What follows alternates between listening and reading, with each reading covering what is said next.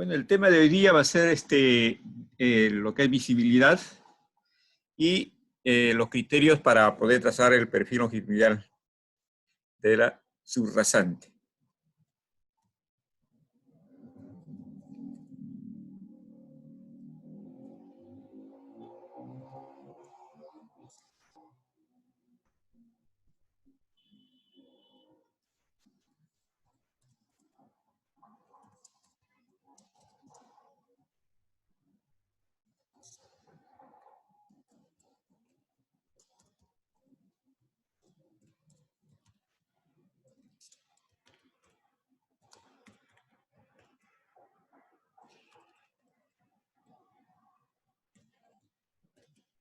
Listo. A ver.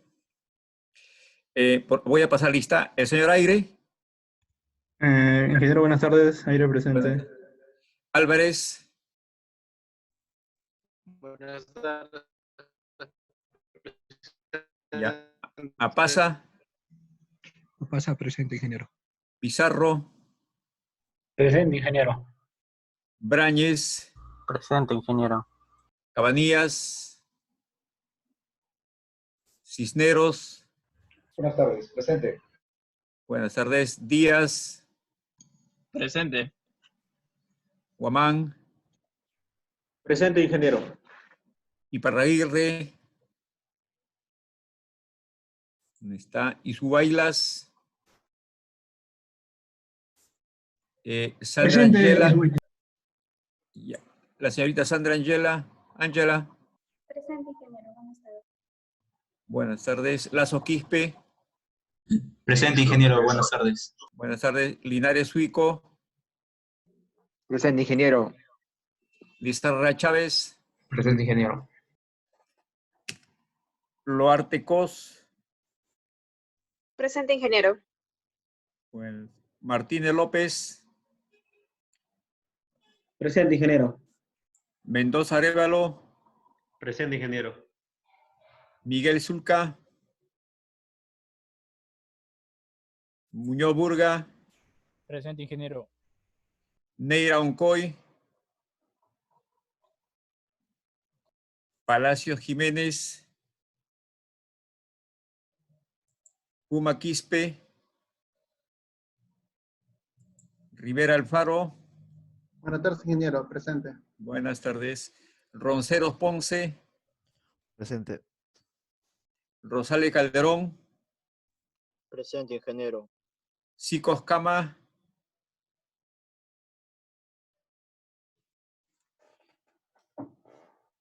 Silupú Bedraña. Presente. Bedriñana. Ya. Ingeniero. Tarazona Cisneros. ¿Sí? Tarazona presente, ingeniero. Parreguirre Ok. presente. Ya. Ingeniero.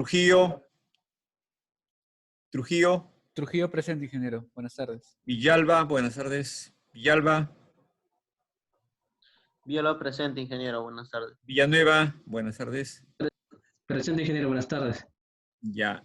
Lo que faltarían es Puma. Palacios. Ingeniero Palacio presente. Neira. Miguel Zulca. Y Parraguirre sí está, ¿no? Sí, presente. Cabanillas. Está. Ok, entonces 1, 2, 3, 4. 4 alumnos que faltan. Ok. Ingeniero, por el chat Sí. el compañero Mejía dice que no figura. Mejía Valverde. Mejía Valverde. A ver, Edward, ¿qué está pasando con el alumno Mejía Valverde? No está. De repente está como alumno como alumno libre o algo así. Qué raro, Mejía. No está. Ahí vamos a tomarlo en cuenta, ¿ya? Sí, ¿Cómo se llama Sí, Mejía? porque dice que está matriculado. no, o sea, a ver, creo que Orsi ha hecho una actualización porque en la lista aparecen 32 alumnos, pero en sí son 33, debería aparecer 33. Sí, el alumno Mejía está matriculado y está presente, ¿no? Bueno, en casi todas las clases. Ya. Ya, pues hay que tomarlo en cuenta entonces, Eduard, para que se pueda regularizar su asistencia. Sí. Ok. Entonces, registramos y vamos a iniciar con las clases de hoy día.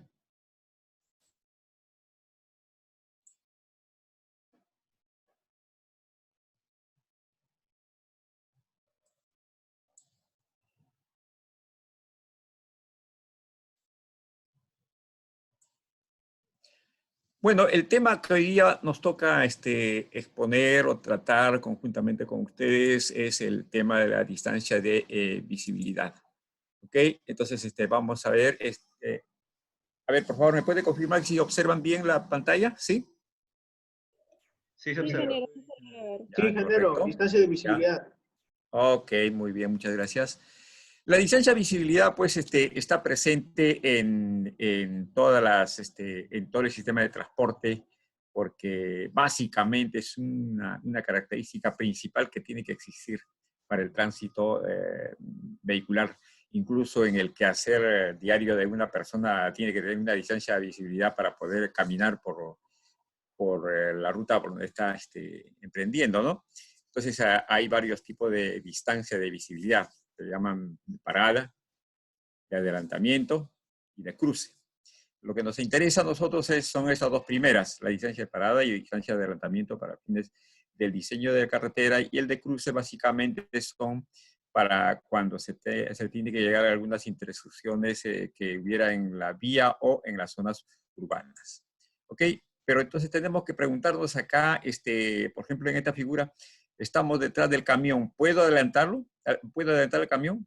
Que me van a decir que no. ¿Por qué? Porque sencillamente la vía adyacente está ocupada por muchos vehículos. Entonces yo tengo que ir tras de este vehículo hasta la zona donde me permita sobrepasarlo, ¿no? O de lo contrario, tengo que seguir detrás de él. Depende de las características del tráfico que se observan.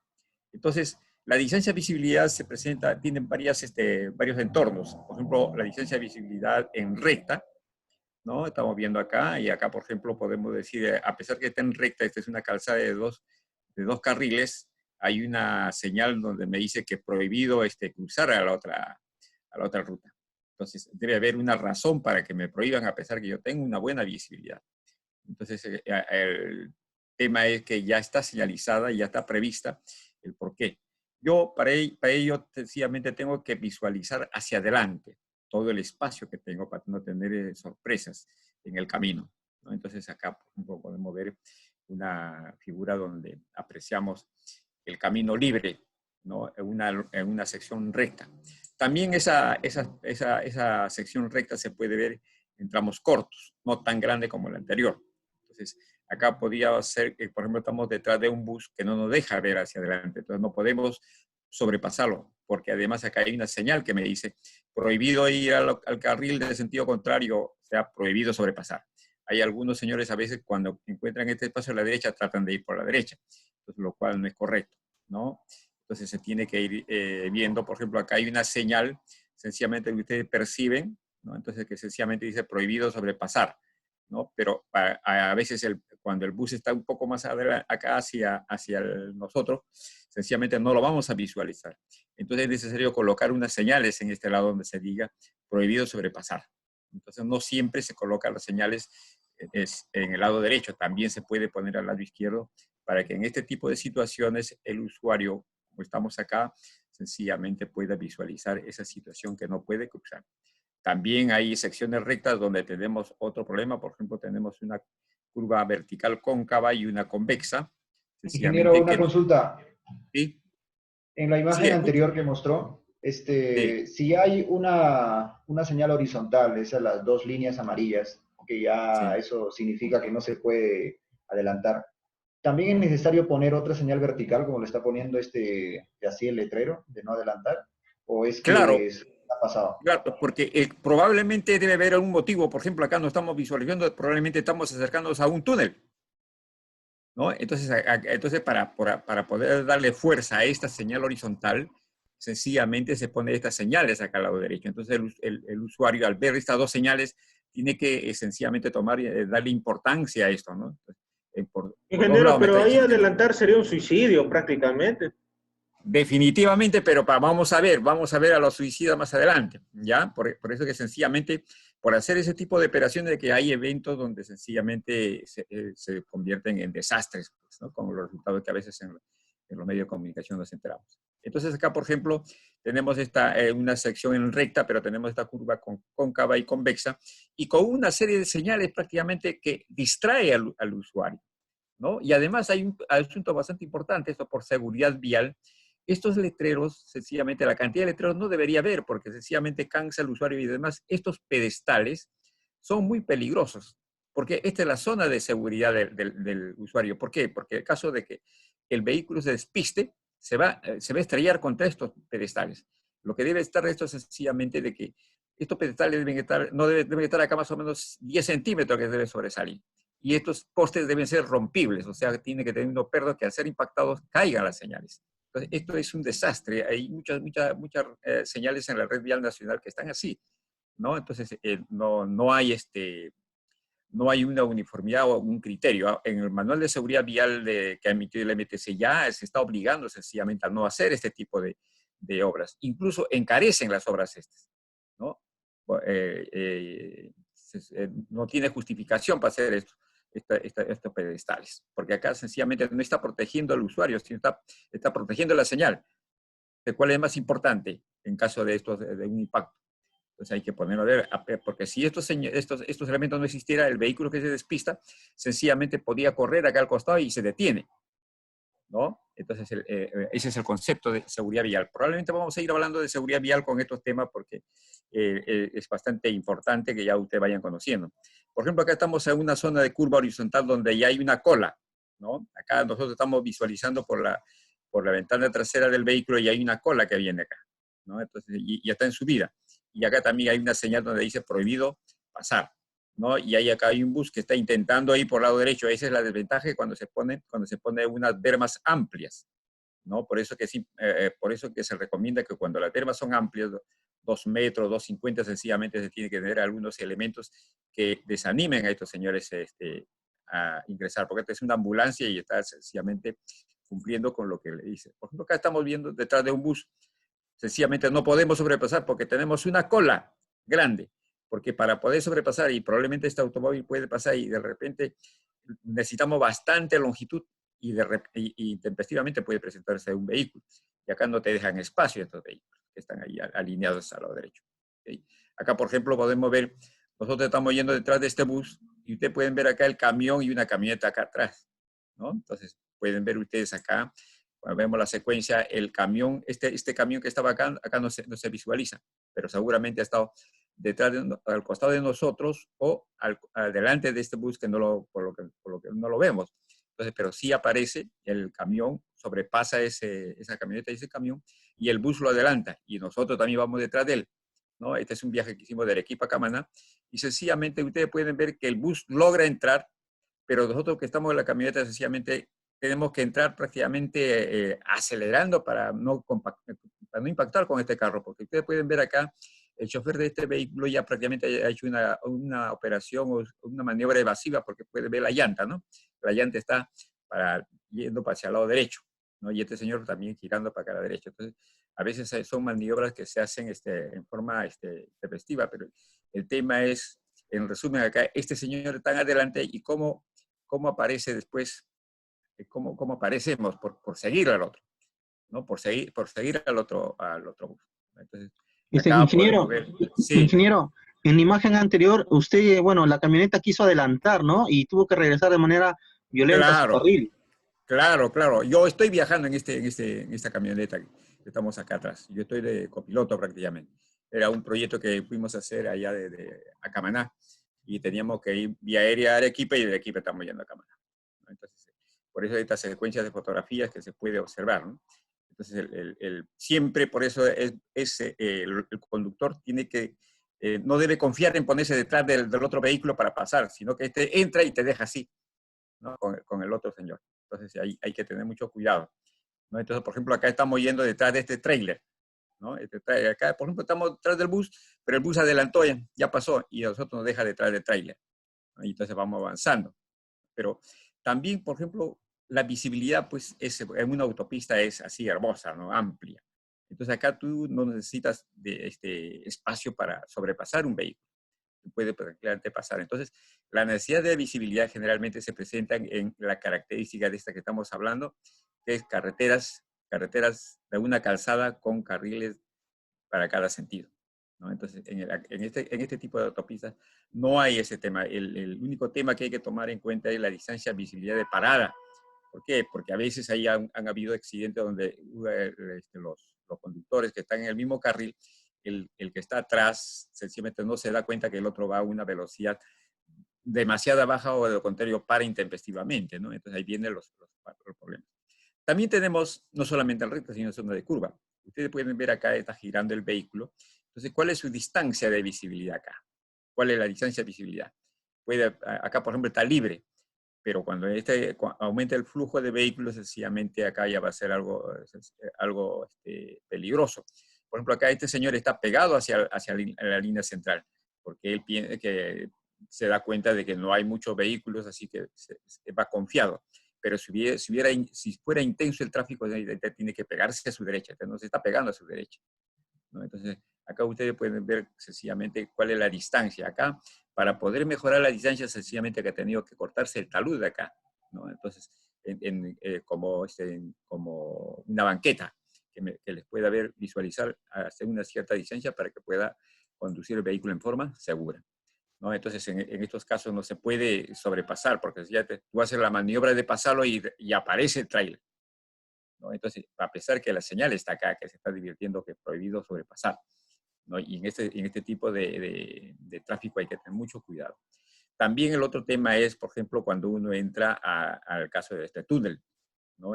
Acá en el túnel, por ejemplo, prohibido sobrepasar. Entonces, uno tiene que hacer caso. Entonces, ¿cuál es la distancia de visibilidad? ¿No? Todavía no estamos hablando de la distancia de parada ni distancia de adelantamiento, sino la distancia de visibilidad. ¿Cómo domino yo el escenario? ¿No? Entonces, de acuerdo como yo domine el escenario o el escenario dominado que tenga, yo podía hacer maniobras que sean necesarias. Por ejemplo, acá, este bus de esta empresa sencillamente está avanzando y resulta detrás de un trailer que está acá cargado, está avanzando lentamente. El bus comienza a hacer su maniobra de pasa, ¿no? Entonces, acá, ¿qué pasa? Acá ustedes pueden ver, no hay tráfico acá. Él ya ha visto acá, estando, está vacío acá. Pero cuando ha hecho inició la maniobra, ya hay vehículos en sentido contrario que está apareciendo. Y acá hay otro tráiler que va a tener confiado él hacia la maniobra. Pero acá, ¿por qué sobrepasa? Miren, la señal acá está prohibido sobrepasar. A pesar de eso, ¿no? A pesar de eso, el señor hace esta operación prohibida, ¿no? Entonces ahí pasa. Y el auto que venía acá, ya está acá, sencillamente. Y tiene que hacer la maniobra de acomodarse al carril rápidamente. Y acá terminó de ser el evento, pero ya en una situación límite. Pero no debería haber hecho esa maniobra. ¿Por qué? La señal está diciendo que está prohibido hacer esa maniobra. ¿Ok? Entonces, ustedes pueden visualizar lo que nosotros podemos diseñar, podemos diseñar la carretera de la mejor manera con todas las señales, pero el usuario es el que sencillamente a veces no hace caso. Entonces, ¿cómo luchar por esta forma de conducir? ¿No? Entonces, ahí ya sencillamente, ahora felizmente con el sistema ITS, ya se está implementando los GPS, ¿no? Y acá, por ejemplo, el GPS no le va a indicar que ha cruzado al lado izquierdo, sino probablemente las fotografías que podrían tener el otro. Como, por ejemplo, el que ha filmado, el que ha tomado la foto, está viendo todo este escenario. Porque si esto uno publica, sencillamente tú identificas toda la empresa, incluso la placa, todo, y sencillamente tú puedes iniciar un trámite de sanción. Pero esa no es la idea, sino acá por fines didácticos se está mostrando cuál es el comportamiento del usuario en la vía. Profe, ¿y alguna vez denunció usted? No. Sino que cuando nosotros hacemos también inspecciones de seguridad vial y auditoría de seguridad vial. Las auditorías de seguridad vial es cuando se hace al diseño, en gabinete. La inspección de seguridad vial, sí, acá sí se puede hacer. Entonces, se hace la inspección de seguridad vial, pero no con fines de denunciar, sino con fines de identificar cuáles son las características de la carretera o elementos de la carretera que podrían originar sencillamente accidentes, y esos accidentes pueden ser fatales. Entonces, nosotros tratamos de ver que esas, las actividades o las intervenciones que se hagan minimicen las consecuencias de esos accidentes. Por ejemplo, si nosotros estamos viendo acá, y es frecuente este tipo de operaciones acá, de repente se puede colocar ya un sistema de video en estas zonas, de tal manera que se identifique, ahí sí viene la sanción, ¿no? Y claro, que también se puede hacer la denuncia, pero cuando se hace la fiscalización o la inspección de seguridad vial en campo, no es con la finalidad de sancionar, sino con la finalidad de identificar las características o algunos elementos o las características de la carretera que podrían ser motivo de accidentes, ¿no? Entonces, esa es la idea. Entonces, entonces hay que diferenciar eso. Entonces, con una acción de fiscalización, la policía junto con el fiscal sí pueden actuar. Sí pueden actuar así directamente. Bueno, entre los elementos de diseño del eje geométrico de una carretera está pues la distancia de visibilidad, el alineamiento horizontal y vertical, y la combinación de esos dos alineamientos verticales y horizontales y algunas otras características que afectan al diseño de la carretera. Entonces podemos ver acá estos elementos, pero el tema de esta clase es la visibilidad, ¿no? Entonces acá vamos a ver, ya vamos a la distancia de visibilidad. Acá, por ejemplo, en esta foto que estamos repitiendo, tenemos una distancia bastante amplia, ¿no? Y incluso hay usuarios que pueden ir a mayor velocidad de lo permitido, ¿no? Pero sencillamente por seguridad vial hay unos límites que tiene que respetar, ¿no? Entonces, el tema es que el usuario tiene que tener dominio de toda la carretera hacia adelante, en un espacio suficiente, de tal manera que si surgiera algún imprevisto, ¿no? Intempestivamente, de frenar, ¿no? Sencillamente pueda tomar sus precauciones. Por ejemplo, si él ve acá a lo lejos, uno, podríamos decir, ve una manada de caballos, ¿no? Y él tiene que bajar de velocidad, tomar en cuenta de que de repente esos caballos podrían meterse a la pista, ¿no? Y si ve una persona, también tiene que ver esta persona si lo está mirando o no lo está mirando, entonces ya va tomando precauciones. De repente va bajando de velocidad.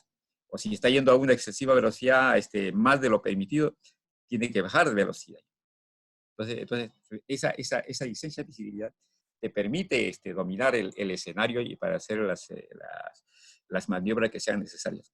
Entonces, para hacer esas maniobras pues, de parada, adelantamiento y cruce, se haga con éxito, hay que tener este escenario amplio, una distancia de visibilidad. No es distancia de visibilidad de parada ni distancia de visibilidad de adelantamiento, eso vamos a ver más adelante.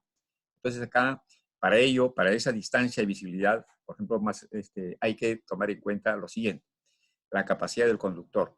Acá si el conductor es excelente y se tiene confianza, va a ir a una excesiva velocidad. Ve la topografía que no tiene problemas, va a ir bastante a alta velocidad. Entonces, el detalle es que en el diseño se le debe proporcionar una distancia visual amplia, ¿no? Entonces, en la carretera, el conductor tiende, en una carretera de una calzada con 2 carriles, el conductor tiende a utilizar también el otro carril, ¿no? Tiende a utilizar el carril, pero necesariamente va a utilizarlo cuando tenga un obstáculo adelante y quiera sobrepasar. O sea, quiera hacer una maniobra de evasión cuando tenga un obstáculo adelante. Entonces, para ello tiene que dominar todo. Dice acá, por ejemplo, el conductor para tomar la decisión de efectuar alguna de las maniobras mencionadas requiere tiempo sin detenerse, lo que implica contar con una distancia para tomar una decisión. Entonces, esa distancia, sencillamente, o sea, ese tiempo que tomo yo para tomar una decisión implica una distancia. Entonces, ahí viene la distancia de visibilidad de decisión. Entonces, estamos viendo ya otros conceptos, ¿no? Las distancias visuales de frenado suelen ser suficientes para permitir que los conductores razonablemente competentes y alertes puedan detenerse apresuradamente en circunstancias normales, ¿no? Sin embargo, pueden ser necesarias distancias mayores donde los conductores deben tomar decisiones complejas o instantáneas, donde la información es difícil de percibir o cuando se necesitan maniobras inesperadas o inusuales. O también sencillamente la información que le está dando el sistema de señalización no es el adecuado o sencillamente, por decir, las señales informativas están para una velocidad de 60, el líder está yendo a 80, no tiene tiempo para poder leerlo. Entonces, todos esos influyen en esa decisión de la distancia de visibilidad, ¿no? Entonces dice, es evidente que hay muchos lugares de la carretera donde sería prudente proporcionar una vista o sea, una distancia de visibilidad bastante larga. En esta circunstancia, la distancia de visión de decisión proporciona la mayor distancia de visibilidad que necesitan los conductores. Ofrece sencillamente esas distancias. Al conductor prácticamente, como tienen un poco más de distancia porque están dominando el escenario, incluso tienen opción para cometer algún error. De repente, si la distancia de visibilidad de parada, por decir, dice 80 metros, entonces él, al tomar sus precauciones antes, porque está dominando antes de los 80 metros, por ejemplo, a los 100 metros, comienza a frenar, hacer sus operaciones y llega con bastante éxito, ¿no?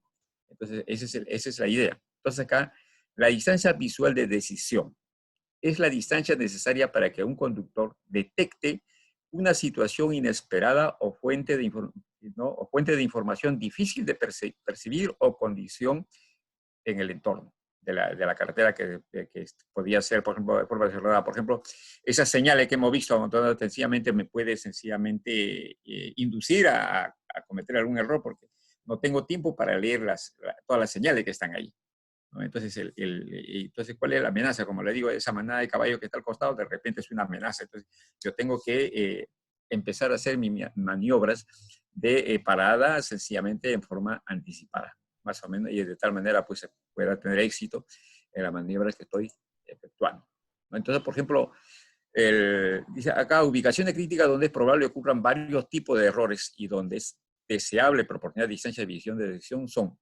las ubicaciones de intercambio, ¿no? Intersecciones, definitivamente las intersecciones, donde tiene que tener mucha precaución, porque si usted le da solamente la distancia de visibilidad de parada, sencillamente por alguna circunstancia, porque la pista está mojada o sencillamente no visualizó bien el obstáculo, usted puede sencillamente no tener éxito en la maniobra de parada, ¿no?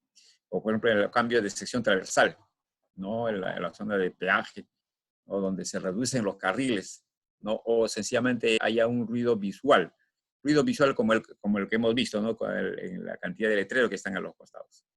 Entonces, ese es el tema, es que esa distancia de visibilidad de decisión le permite al usuario sencillamente tomar sus precauciones para poder tener éxito en las otras maniobras que puede hacer, ¿no? Entonces, estas distancias de maniobra adicional pues tienen que ver en qué lugares puedo hacerlo, porque tampoco no lo puedo colocar en cualquier lugar.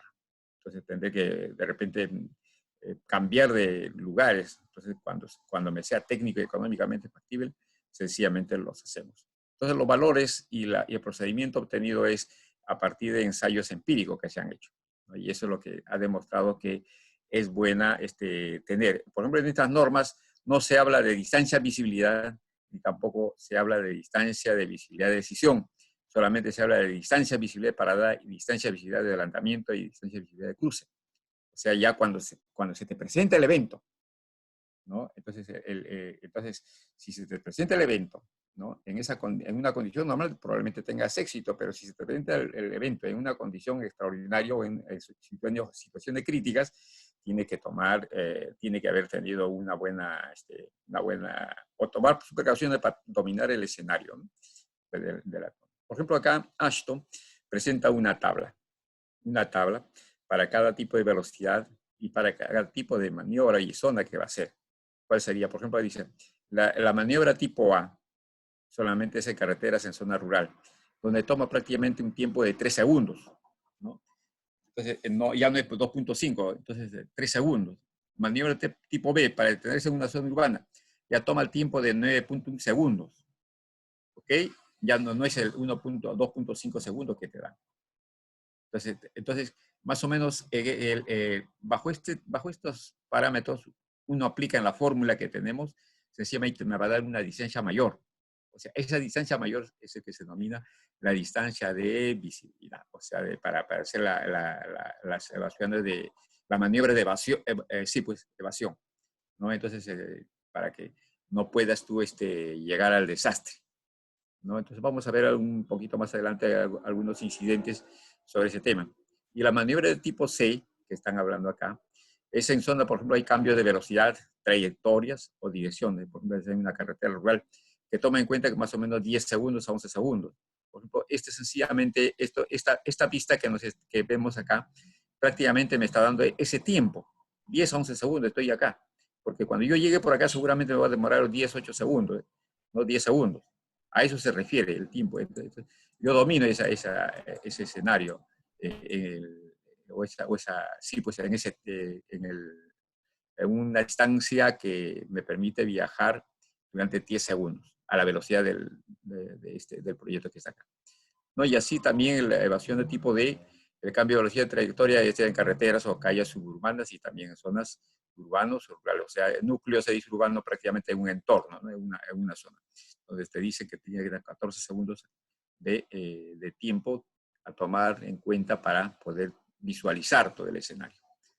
Okay, y con eso seguramente se va a tener, o se tiene, de acuerdo a los ensayos que se han hecho, y que ha hecho ASHO prácticamente, recomienda estas distancias. ¿Ok? Entonces, bajo esa premisa tenemos otra vez la distancia de visibilidad, ¿no? Ahora sí, podemos entrar específicamente a lo que es distancia de visibilidad de parada y distancia de visibilidad de adelantamiento y distancia de visibilidad de cruce. Distancia de visibilidad de cruce lo vamos a ver cuando veamos más adelante ya en las intersecciones probablemente, ¿no? Ahora vamos a darle tiempo para estos dos elementos. Entonces, ya hemos visto cómo es la distancia de visibilidad en recta, ¿no? En estas zonas que están cóncavas, cuando hay no hay visibilidad prácticamente, a pesar de se podía al frente, a pesar de que está en recta, ¿no? Y estas en curvas. Entonces ya tenemos los tres escenarios que más o menos predominan en las carreteras. Entonces, por ejemplo, para este tipo de escenarios, lo que se busca es sencillamente eliminar, o sea, garantizar este espacio. ¿Qué significa esto? De que sencillamente de acá haya una distancia, o sea, que tenga una línea visual hasta una cierta distancia, sencillamente que le permita a él parar, ¿no? O dominar el escenario. No parar, sino dominar el escenario, ¿no? Y para eso se hace el corte acá, sencillamente como banquetas, para que pueda este usuario visualizar. Entonces, el cálculo de ese escenario, prácticamente con este elemento, ¿no? De retiro que se calcula a partir del eje, no del eje de la carretera, sino del eje del carril, ¿no? Y esta es una fórmula simple que sencillamente ahí se calcula también como elemento de diseño de las curvas que ustedes pueden calcular, ¿no? Este retiro, entonces ya, por ejemplo, si ustedes colocan acá queremos poner nosotros una señal acá, una señal sencillamente, y la carretera está a una velocidad de 60 kilómetros por hora. ¿A qué lugar del borde de la carretera puedo colocar yo esa señal? Es una señal grande, podemos decir, que puede obstruir la visión del usuario. Entonces yo cuando aplico esta fórmula, sencillamente tengo ese desplazamiento, el HC. Entonces, y tengo un radio de 200 metros, entonces necesito yo 450 de retiro. Estos 450 me permitirá a mí ver esta distancia de visibilidad, con el cual yo estaré garantizando probablemente mi distancia de visibilidad de parada, porque este recorrido es un poco mayor que esta de acá, pero lo que me interesa es este retiro. ¿Ok? Entonces, ¿cómo se calcula? Acá en la misma tablita, que en este mismo gráfico, sencillamente dice, si yo tengo un radio de 200 metros, ¿no? Y yo estoy yendo a una velocidad de 60 kilómetros por hora, donde la distancia de visibilidad de parada es 85 metros, sencillamente yo intersecto acá, bajo acá y tengo este retiro, ¿no? Que aproximadamente 450. Entonces, así con el gráfico. Y también calculando, pero para eso ya tiene usted que tener la distancia de visibilidad, o sea, esta distancia de visibilidad tiene que tener. ¿Sí? Entonces ya con eso estaría garantizando que va a tener éxito en esas zonas. Ahora, en las carreteras pues hay vehículos livianos y vehículos pesados. Entonces en los vehículos livianos básicamente a veces van a su máxima velocidad, ¿no? Entonces se requiere también una distancia de parada para ellos y también una distancia de visibilidad de parada. ¿ok? Y también tiene una distancia de adelantamiento y una distancia de visibilidad de adelantamiento. Igual distancia de visibilidad de cruce y también habrá una distancia de cruce, pues, ¿no? Así específicamente. Y en el vehículo pesado, sencillamente, pues, lo que define la pendiente longitudinal, ¿no? Cuando nosotros diseñamos, no diseñamos la pendiente para este vehículo liviano, sino para el vehículo pesado. Porque el que tiene que prácticamente utilizar su máxima potencia para poder ascender es los vehículos pesados porque llevan carga. Y la razón de las carreteras principalmente es el tránsito de vehículos pesados. Entonces, acá debemos conocer nosotros cuál es la longitud crítica de esa pendiente. Entonces, la sección del carril, eso ya es prácticamente parte del diseño de la sección transversal, y el radio de giro y sobreancho también, ¿no? Entonces, vamos a dedicarnos básicamente a estos temas de la distancia de visibilidad parada. Lo que decía, cuando tenemos en una carretera un vehículo está detrás del otro, sencillamente que hay ciertas situaciones. Que el vehículo B2 esté yendo a mayor velocidad que el B1. Entonces, en ese caso, este señor debe tener una distancia de visibilidad de parada.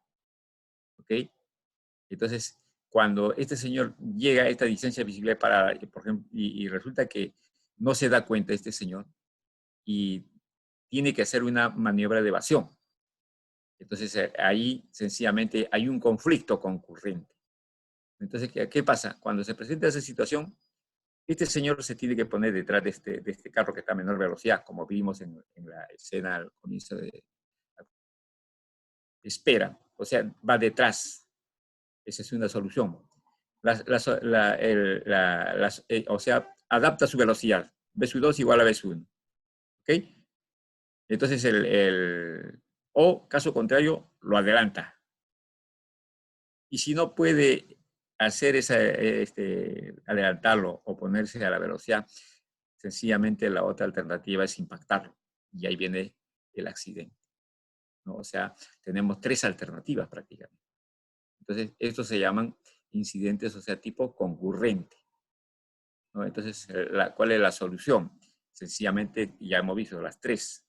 La solución más drástica es que impacte, pues, el accidente. Ahora, la distancia de visibilidad de adelantamiento es igual. Si tiene todo dominio de la escena y puede hacer el adelantamiento, no hay problema, porque también ahí podrían suceder conflictos tipo concurrente, ¿no? Y también en la zona de cruce, que son de dirección, ¿no? Entonces, o a veces también, ¿qué pasa? De que este vehículo se estaciona y el otro vehículo tiene que parar también acá, ¿no? Se detiene hasta permitir que este señor arranque, o hasta esperar que este señor arranque. ¿Por qué? Porque en el otro carril tengo el flujo en sentido contrario. Entonces ahí también es otra situación. Entonces, ustedes pueden ver de acá, se puede presentar varios tipos de conflictos. ¿Ok? Hay conflictos concurrentes de dirección y de parada cuando este vehículo está estacionado. Entonces, acá ya vamos a la distancia de visibilidad. Entonces, ¿cuál es la distancia de visibilidad? Está en función a la velocidad y al tipo de vehículo. Ya más o menos ustedes han visto en las fotografías anteriores, ¿no? Cómo vamos yendo. Y también está en función a la capacidad o a la destreza del piloto, ¿no? Entonces, el tiempo de percepción y reacción. Por estadística, más o menos hay valores que personas mayores que pueden reaccionar en 4 segundos, 3 segundos, y los jóvenes probablemente en 2 segundos, ¿no? Y entonces, en promedio, por eso se pone 2.5 segundos, ¿no? Y bajo esa premisa es el que se hace el cálculo, porque esa tiene que ser, se toma en cuenta para casos intempestivos, ¿no? O sea, en situaciones normales. También influye en las pendientes y el tipo de superficie rodadura que tiene. Entonces, hay varios valores para poder calcular esa distancia de visibilidad de parada, ¿no? Entonces, la visibilidad en cualquier punto de la carretera, el usuario debe contar con visibilidad mínima de carretera para efectuar en forma segura las respectivas maniobras, la misma que dependerá de la velocidad con la que desplaza y del tipo de maniobra. Visibilidad de parada. Distancia a lo largo de un carril existente entre un obstáculo ubicado sobre la calzada y la posición del vehículo que avanza hacia dicho obstáculo, que generalmente se toma en cuenta punto 15, ¿no? Pero también hay otras formas, se puede poner obstáculos un poco más grandes. Desde el momento en que el usuario, que prácticamente es a 1.07, el ojo está a 1.07, lo divisa hasta cuando llega a él. Entonces, en estos casos, ¿quién es el que tiene más ventaja? El conductor del vehículo pesado, porque la altura de su vista sencillamente es más alta y acá este señor estaría en desventaja, ¿no? Esto hay un efecto inverso cuando tratemos de los aspectos de retroreflexión de las señales que se tienen durante el viaje. Entonces, esa distancia de visibilidad de parada, ¿no? Hay unas tablas que se ha puesto acá y hay unos valores, por ejemplo, acá hay un error en la tabla de 93.4, debe ser 83.4. ¿no? Y el tiempo que se toma en las fórmulas estas de acá es 2 segundos. Acá, por ejemplo, tenemos esta es la fórmula, ¿no? Este es el tiempo de percepción, ¿no? Y reacción, 2.5 segundos. Entonces, velocidad sobre este 3.6 ya porque se ha convertido ya, porque como este segundo se ha convertido acá en velocidad, kilómetros por hora se ha convertido ya también en metros. Y acá, este es prácticamente la operación de frenado. Pero en muchas carreteras, por ejemplo, en el Perú tenemos coeficiente de fricción de acuerdo a lo que se tiene en algunos otros países, ¿no? Pero nosotros no tenemos, ¿no? Pero lo que sí AASHTO recomienda un valor, ¿no? Y que más o menos va por los valores un promedio de valores que se tiene de forma conservadora. Entonces acá en la fórmula estamos viendo que está en función del coeficiente de fricción y la pendiente. ¿Ok? Entonces ustedes pueden ver que acá se reemplaza el coeficiente de fricción como una relación de la aceleración sobre la gravedad. Acá la aceleración está en 3.4, creo que está acá, sí, 3 metros 4 por segundo, y la gravedad es 9.81 metros por segundo al cuadrado. Y la pendiente. Entonces, con esos valores acá. Y también mencionan que el efecto de las pendientes se nota bastante más clara, se podría decir que tiene mayor efecto o influencia con pendientes a partir de ese 6% y para velocidad de diseño mayores a 70 kilómetros por hora. Entonces dice, AASHTO recomienda, porque también esta es la fórmula que también presenta, recomienda, dice, cuando el pavimento sea distinto de las indicadas en las referencias AASHTO, el diseñador deberá evaluar la aplicación de las fórmulas y tablas referidas con los coeficientes de fricción que correspondan. Por ejemplo, ellos toman en cuenta que esta maniobra se realiza sobre un pavimento de tipo superior, o sea, un pavimento, podemos decir, tipo carpeta asfáltica o sencillamente una losa de concreto, ¿no? Pero si sencillamente la carretera es una carretera afirmada, el coeficiente de fricción es diferente, es otra. Entonces, esos coeficientes de fricción se tiene que calcular, ¿no? Tiene que calcular o plantear su cálculo para sencillamente y que ingrese acá. Entonces, con un coeficiente de fricción menor a este valor, porque esta relación 3.4 sobre 9.81 más o menos es 0.34. 0.34 más o menos equivale al coeficiente de fricción a una velocidad de 20 kilómetros por hora aproximadamente, según el AASHTO, porque para 15 kilómetros por hora más o menos es 0.40. Pero se podría decir cuando es coeficiente de fricción en forma lateral, pero en forma longitudinal no.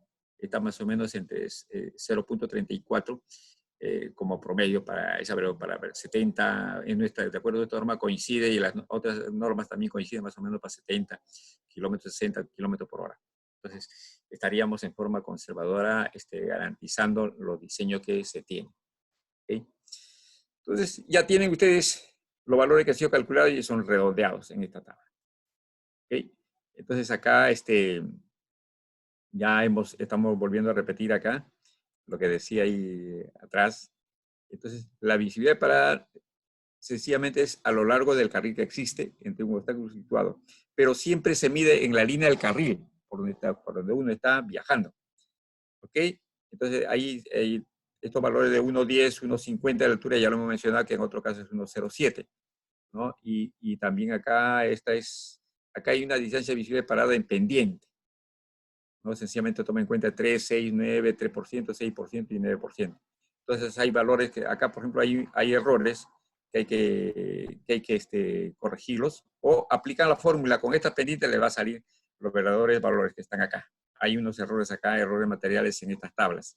Seguramente ahora ya en las actualizaciones se van a corregir, por si acaso. Porque siempre ustedes, por favor, cuando tengan estas tablas, verifiquen, aplicándola, y les va a salir los mismos valores aproximadamente aplicando los parámetros que están con lo que se han calculado, ¿no? Y esto al verificar es cuando uno se da cuenta que aquí hay errores materiales que corregir. También hay un gráfico donde se puede ingresar y tienen ustedes la distancia de visibilidad de parada. O sea, acá están los pendientes, o sea, pendiente acá 0. Por ejemplo, acá 0 viene para 90 kilómetros por hora, o vamos a poner 80. ¿Cuánto sale? Sencillamente 120 metros, ¿no? Pero si la pendiente, por ejemplo, acá está en 0, vamos a poner acá con menos 4%. Menos 4% más o menos es 1, 2, 3. 1, 2, 3 para 4% para 80 kilómetros por hora. ¿Sí? 80 kilómetros aproximadamente estamos viendo con 130 metros. ¿No? 130 metros en pendiente, que sale mayor que el anterior. Mayor. Entonces, cuando estemos en pendiente descendiendo prácticamente necesitamos mayor distancia de visibilidad de parada que cuando estamos ascendiendo, que está al otro lado, ¿no? Entonces, por eso que estas curvas, pues, ustedes pueden ver acá, tratan de ser menores al lado positivo de pendiente y mayor valor en el lado negativo. ¿Sí? Ahora vamos a ver la distancia de paso o adelantamiento, ¿no? Entonces acá pueden ustedes ver la distancia mínima que debe estar disponible a fin de facultar al conductor del vehículo sobrepasar a otro que viaja a una velocidad menor, con comodidad y seguridad, sin causar alteración en la velocidad de un tercer vehículo que viaja en sentido contrario, y que se hace visible cuando se ha iniciado la maniobra de sobrepaso. Dichas condiciones de comodidad y seguridad se dan cuando la diferencia de velocidad entre los vehículos que se desplazan en el mismo sentido de 15 km por hora y el vehículo que viaja en sentido contrario transita a velocidad 16. A veces se supone que un vehículo que va adelante, por decir, está yendo, por ejemplo, la velocidad de operación dice 60 km por hora. El otro vehículo que viene a 60 no tendría por qué alcanzarlo, ¿no? Salvo que el primer vehículo esté yendo a una velocidad menor, ¿no? ¿Por qué? Porque le afectó al pendiente, y el segundo es un vehículo más potente o más ligero y avanzando a la misma velocidad de operación prevista para la carretera, lo alcanza. Entonces, esta diferencia podría ser más. Entonces, si la diferencia es mucho mayor y hay espacio para que haga la maniobra de adelantamiento, seguramente lo va a hacer mucho mejor. Porque este 15 km por hora es una diferencia que durante unos cuantos segundos prácticamente los dos vehículos van a ir casi en forma paralela, ¿no? Entonces hay que ver. Entonces, ahí en la norma prácticamente visualiza esta figura donde demuestra los 4 eventos, ¿no? Para poder tener éxito con la licencia de visibilidad parada. Uno es la licencia de visibilidad de adelantamiento, ¿no? Total, diré, la sumatoria. Y D1 es esta parte, donde prácticamente toma la decisión de sobrepasar, ¿no? Y acelera. Distancia recorrida durante el tiempo de percepción y reacción en metros. Esa es el que acelera y prácticamente comienza a ingresar al carril del sentido contrario. Y la distancia de 2, distancia recorrida por el vehículo que adelanta durante el tiempo desde que invade el carril de sentido contrario hasta que regresa a su carril en metros. O sea, todo está. Prácticamente todo está acá. Hasta acá, comienza acá. ¿Ok? D3 es la distancia de seguridad una vez terminada la maniobra. Entonces tiene que haber este espacio. Este espacio. Ustedes han visto cuando el bus de Cruz del Sur entra y resulta que hay una prácticamente parecería que está chocando, pero ese es el espacio, ¿no? Si ese espacio grande o el máximo permisible, porque hay unos valores aproximados que recomiendan, entonces sencillamente va a tener éxito. Y la D4 prácticamente ya es está en función de las otras distancias. ¿Okay? Por ejemplo, acá vamos a ver la distancia de 1 es así porque hay una maniobra, un tiempo, ¿no? Entonces, sencillamente acá hay una velocidad del vehículo que adelante, ¿no? M, la diferencia de velocidades entre el que adelante y adelantado, ¿no? Entonces, y acá ya tenemos, y A, el promedio de aceleración que el vehículo necesita para iniciar el adelantamiento. O sea, cuánto es la aceleración. Y acá ya hemos dicho que la diferencia de velocidades. Prácticamente estos valores, tanto en el cálculo de D1, de 2, de 3, de 4, están en esta tabla, ¿no? Para diferentes rangos de velocidades. Por ejemplo, esta tabla, y acá está el D2, la forma de calcular, ¿no? La velocidad por el tiempo que se demora, este tiempo de 2. Por la velocidad que tomó y entonces por el tiempo que se demora en hacer ese cruce. ¿Ok? Y el D3 es una distancia variable entre 30 y 90 metros. ¿No? Entonces vamos a ver acá, D3, este acá. ¿No? Y D4 es la distancia que ya se acomodó de acomodo prácticamente entre el vehículo y el que viene en sentido contrario y el que está pasando al vehículo lento. Entonces, y este sería 2/3 de 2. Entonces ya, de acuerdo a eso hay una tabla, pone unos rangos de valores, ¿no? Y una velocidad del vehículo que podía adelantar y resulta que comienza acá, por ejemplo, para la maniobra inicial de 1, toma en cuenta un tiempo T1, 3.6 segundos, para este rango de velocidades y este promedio aproximadamente, ¿no? Ahora, para el cálculo del D2, toma un tiempo T, porque se supone que la velocidad es la misma y la distancia corrida maniobra, sencillamente acá el tiempo 9.3 segundos. La distancia de recorrido, 145 metros.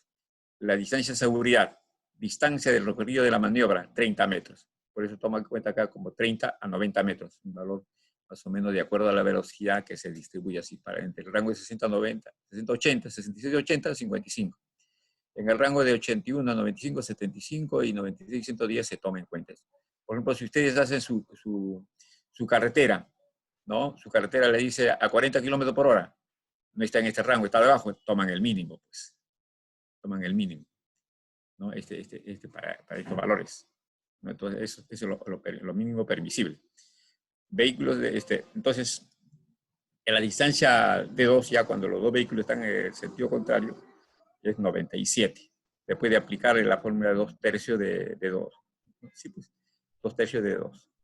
Entonces, y tiene la sumatoria acá 317 metros para este caso, ¿no? Y para este caso, para este rango, 446, para este otro rango, 583, 756. Tomando en cuenta los tiempos, mira, los que están variando son los tiempos, ¿no? Acá, usted necesita sencillamente mayor tiempo para poder cruzar o adelantar al otro vehículo. Entonces hay que tener en cuenta eso en la evaluación de estas distancias, ¿no? Y también tenemos la distancia de visibilidad, mínima distancia de visibilidad de adelantamiento para carretera de 2 carriles, de 2 sentidos.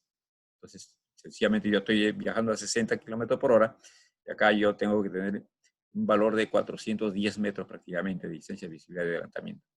Entonces, las longitudes son bastante grandes.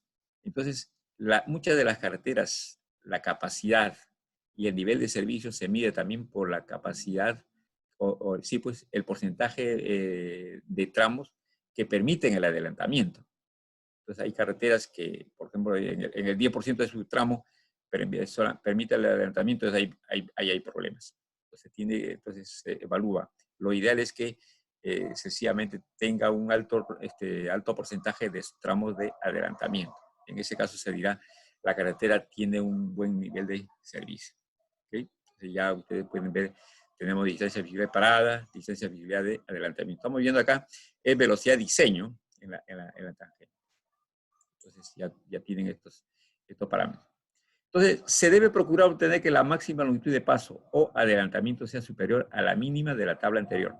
Por tanto, como norma de diseño se debe proyectar para carretera de 2 carriles de doble sentido de circulación tramos con distancia de paso de adelantamiento de manera que en tramos de 5 kilómetros se tenga varios subtramos de distancia mayor a la mínima especificada, de acuerdo a la velocidad del elemento que se aplica. O sea, prácticamente nos está diciendo que por lo menos cada 5 kilómetros deberías tener uno o más. Entonces, eso es lo que nos está diciendo.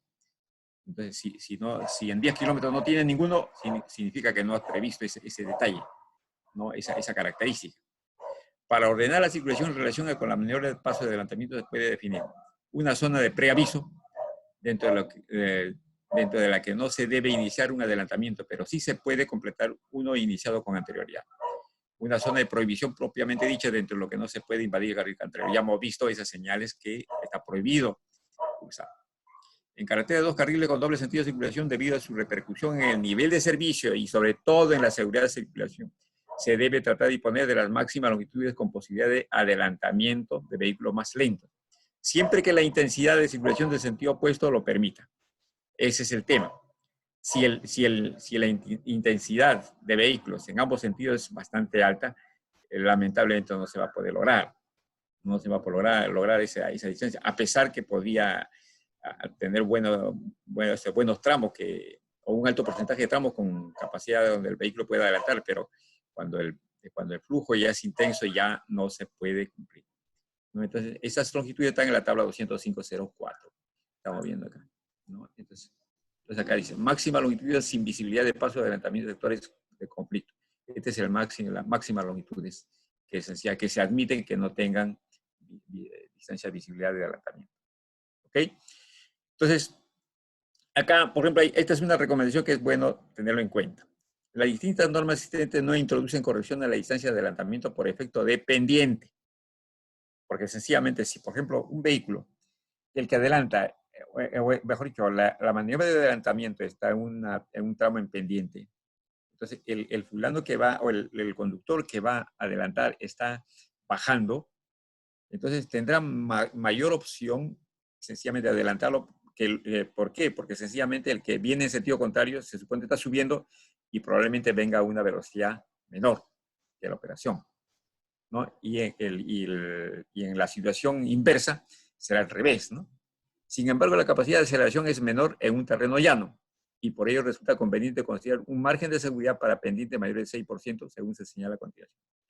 En pendiente mayor del 6%, usar distancia de visibilidad de adelantamiento correspondiente a una velocidad de diseño 10 kilómetros superior a la del camino en estudio. O sea, si yo estoy en subida y mi velocidad de operación es 60 kilómetros por hora, o mi velocidad de diseño es 60, entonces yo cuando hago los cálculos tengo que hacerlo para 70. Entonces yo normalmente recomiendo que con fin de seguridad 20 kilómetros más. O sea, tendría que hacerlo con 80 kilómetros por hora. Entonces de esa manera yo estoy garantizando que esa distancia va a funcionar. Claro, en el sentido contrario va a tener bastantes ventajas. Entonces, por eso que se recomienda hacer el cálculo con una velocidad mayor. Si la velocidad de diseño es 100 km por hora, considera en estos casos una distancia de adelantamiento mayor o igual a 650 metros. O sea, mayor que estamos acá, ¿no? Acá sencillamente, esa es la visibilidad. Sí, pues esta de acá es más de 650 metros, prácticamente hasta acá. Más de 100, más de estos valores. ¿Ok? Entonces, a eso está referido. Entonces, por ejemplo, acá dice, porcentaje de la carretera con visibilidad adecuada para adelantar. Cuando la carretera es plano, por lo mínimo debe tener 50% de la carretera, ¿no? El porcentaje deseable debe ser el 70%. O sea, si la carretera tiene 100 kilómetros, por lo menos 70 kilómetros debe haber esa distancia de visibilidad, esa posibilidad de distancia de adelantar a los otros vehículos. Pero lo mínimo es el 50%, o sea, 50 kilómetros. Si es ondulado, 33% mínimo, y el porcentaje deseable sería mayor a 50 kilómetros, o 50%. Terreno tipo 3, 25%, y en el deseable 35%. Y cuando es ya demasiado accidentado, 15%, y acá 15%, 25%. Por ejemplo, cuando la carretera para carretera de tercera clase o trochas carrozables, los diseñadores se quejan de que no hay parámetros. Sí existen estos. Por ejemplo, estos son parámetros que se pueden aplicar sencillamente, ¿no? Por ejemplo, acá la distancia de visibilidad de adelantamiento no puedes tú proyectarle en esas carreteras. A lo mucho tienes que asegurarte de hacer la distancia de visibilidad de parada. Esa es la recomendación. Cuando la necesidad de colocar la distancia de adelantamiento encarece la obra, entonces uno podía dejar de hacerlo, pero sí tiene que garantizar la distancia de visibilidad de parada por lo menos. Eso es lo que recomienda la norma, y eso es cierto, pues, ¿no? No hay otra alternativa. ¿Ok? Ahora, igual que el concepto de visibilidad de parada, se está incorporando también, o vamos a conocer, la visibilidad de adelantamiento. Está conocida como la distancia que existe a lo largo de un carril por el que se desplaza el vehículo que efectúa la maniobra de adelantamiento y la posición del vehículo que circula en sentido opuesto, en el momento en que puede divisarlo, sin que luego desaparezca de su vista hasta finalizar el adelantamiento. O sea, desde el momento que inicia hasta el momento que termina, tiene que estar visualizando el vehículo. Para el cálculo de visibilidad de adelantamiento se considera que el punto de vista del conductor es igual que el del vehículo contrario, o sea, tiene que estar a la misma altura. Habíamos visto, creo que en una vista anterior, creo que 1,07, entonces 1,08, pero ya esa diferencia de 1 centímetro no la hace, pero por cuestiones de uniformizar debe ser un solo valor, por si está acá un rojo. La distancia entre el vehículo que adelanta y el que circula en sentido opuesto se medirá a lo largo del eje de la carretera. Se procura obtener la máxima longitud posible en que la visibilidad de adelantamiento sea superior a la distancia del adelantamiento de la carretera. Igual, como no, que estamos hablando de la distancia de la distancia de visibilidad de parada debe ser mayor que la distancia de parada. Acá igual, la distancia de visibilidad de adelantamiento debe ser mayor que la distancia de adelantamiento. ¿Okay? Entonces, parece redundante, pero son dos conceptos separados. ¿Okay? Ahora vamos a ver cuáles son los criterios para el trazo del perfil longitudinal. Entonces, ¿cuál es el tema? Es, ya ustedes, por ejemplo, ya hicieron su gradiente, ya hicieron su poligonal, ya hicieron su diseño geométrico, o sea, con las curvas horizontales que han enlazado, y sobre ese eje van a levantar el perfil longitudinal del terreno. Una vez que tengan el perfil longitudinal del terreno, ustedes tienen que trazar el perfil de la subrasante.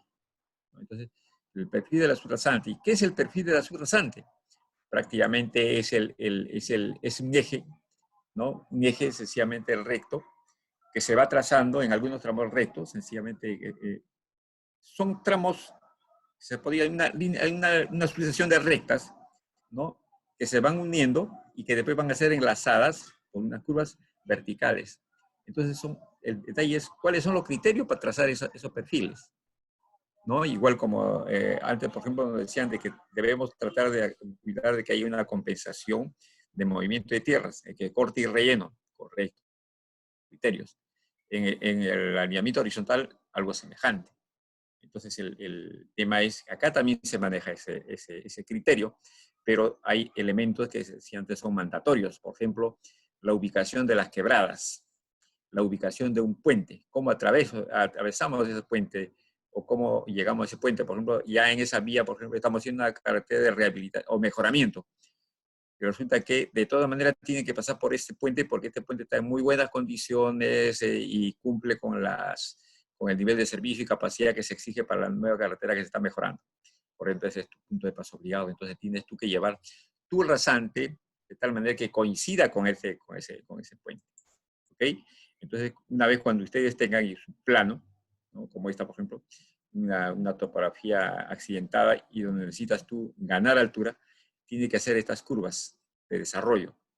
Pero tu rasante, el perfil del terreno es una línea, así, de forma longitudinal. Entonces, ya salientes, ¿no? Acá, por ejemplo, es una carretera de mejoramiento. Por eso que acá no hay acá hay tramos sencillamente casi planos. Ya no diré, no hay estos elementos. Estos elementos se presentan prácticamente en estas curvas de vuelta, ¿no? Cuando ustedes saquen el perfil del terreno, a usted le va a salir así como un serrucho, como la teoría de serrucho, uno más grande y uno más pequeño, ¿no? Entonces, sobre esa ustedes van a tener que trazar su rasante, ¿no? El perfil del rasante. Entonces, ¿cuáles son los criterios que debo tomar? Yo debo tomar en cuenta la ubicación de las alcantarillas. Por ejemplo, en este caso, en una carretera de rehabilitación o mejoramiento, debería tomar yo como referencia las alcantarillas existentes, ¿no? Algunas que serán rescatables, otras que no, o sencillamente, u otras alcantarillas que sencillamente se van a proyectar. O sea, debe tomar en cuenta las obras de arte o las obras de drenaje transversal al eje, porque esas quebradas por donde cruza la carretera no lo podemos mover, ¿no? Entonces tampoco podemos modificar el fondo de esa quebrada. Nosotros tenemos que adaptarnos a la quebrada para poder pasar y no perturbar esa quebrada. ¿Okay? Entonces normalmente pues en los estudios salen esa relación. Acá, por ejemplo, salen una serie de puntos. Y ustedes podrían decir, pero ¿por qué no voy acá corto? Subo acá, bajo y corto. Entonces acá hay obras de arte prácticamente donde ya existen, o el proyectista dice sencillamente tiene que respetar esos puntos. Entonces, las obras de drenaje transversales me obligan prácticamente a hacerla. Entonces, yo tentativamente podía haber trazado así, en esta zona. Pero ¿qué pasa? Acá yo tendría que haber, podríamos decir, haber hecho algún relleno probablemente. Acá el corte, acá relleno, corte, relleno. Pero lo que acá mandó es sencillamente la ubicación de las obras de arte existentes de cuyo funcionamiento ya se conoce. Entonces acá solamente en la zona donde hay movimiento de tierras, es así, ya se adapta prácticamente a estas otras necesidades. Entonces el tema es eso. ¿Cuál eso? Yo tengo que tomar en cuenta en mi perfil, tengo que ubicar todas mis obras de arte, donde he proyectado. Tengo que poner el kilometraje y tengo que ponerle la cota de fondo. Entonces ahí tengo que visualizar cuál es el gálibo que debo respetar. Entonces ya tengo un criterio que es cuestión de drenaje, ¿no? Y, por ejemplo, este es un proyecto donde sencillamente se tiene una serie de alcantarillas que existen y proyectadas. Entonces, se tiene que tomar en cuenta esa serie. Por ejemplo, es un tramo de la carretera, una carretera donde se puede ver el perfil porque es una carretera existente. Sencillamente acá ya se toma las obras de arte. Y también el otro criterio es el tipo de suelo que tengo. El tipo de suelo que tengo también me tiene que ayudar a definir mi rasante. Porque si yo tengo un suelo, estoy atravesando una zona pantanosa, no voy a hacer corte en la zona pantanosa, tendré que levantar la rasante, pues, ¿no? Entonces, y si el suelo es malo, o, por ejemplo, una arcilla, entonces tendré que ver la posibilidad de levantarlo mediante la construcción de terraplenes, ¿no? O abandonar esa zona. Entonces, o sencillamente acá, por ejemplo, el suelo es malo, sencillamente acá, es decir, todo va a ir en relleno. Hay una altura de relleno de 2 metros, 2,50 metros aproximadamente, para evitarme problemas de la plataforma por cuestiones de drenaje, o pueda colapsar porque el suelo es expansible. Entonces, y acá también tengo las alcantarillas. Entonces, tengo ya varias razones, ya son 2. Drenaje transversal, ¿no? Y el tipo de suelo. Por ejemplo, acá tenemos esta carretera en planta y perfil, y tenemos acá otra vez, estamos yendo por el tipo de suelo, estamos yendo acá levantando. Ustedes dirían, pero para evitar el relleno debo pegarme más. No, el tema es, además de las alcantarillas que tiene que de toda manera construirse, y hay que levantar el gáligo, también yo por el tipo de suelo que es malo levanto el rasante. No voy levantando el rasante, ¿no? Este es otro tramo donde ustedes pueden ver sencillamente hay una serie de obras de arte, ¿no? Y también el tipo de suelo, dice de alta plasticidad. Entonces yo tengo que ir más o menos en relleno en este tramo.